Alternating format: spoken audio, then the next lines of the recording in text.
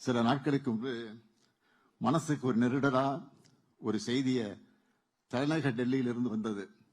உங்களுக்கெல்லாம் தெரிந்திருக்கும்.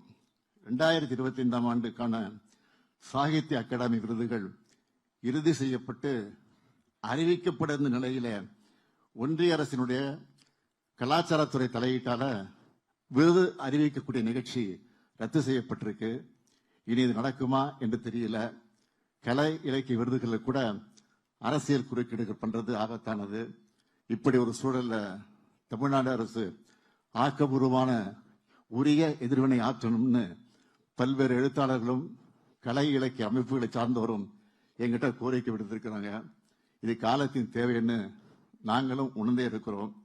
அதன்படி உங்களுக்கு மகிழ்ச்சி அளிக்கக்கூடிய ஒரு அறிவிப்பை இந்த மேடை வெளியிட விரும்புகிறேன். குறிப்பிட்ட இந்திய மொழிகளில் வெளியாகிற தலை சிறந்த இலக்கிய படைப்புகளுக்கு தமிழ்நாடு அரசின் சார்பில் ஆண்டுதோறும் தேசிய அளவிலான விருதுகள் வழங்கப்படும். இதனை அறிவிப்பதில் நான் மிகுந்த மகிழ்ச்சி அடைகிறேன். முதல் கட்டமா தமிழ், தெலுங்கு, கன்னடம், மலையாளம், ஒடியா, வங்காளம் மற்றும் மராட்டிய மொழிகளில் வெளியாகிற தலை சிறந்த படைப்புகளுக்கு செம்மொழி இலக்கிய விருது என்ற பெயரில் அந்த விருது வழங்கப்படும். விருதோட தலா 5 லட்சம் ரூபாய் பரிசு தொகையும் வழங்கப்படும்.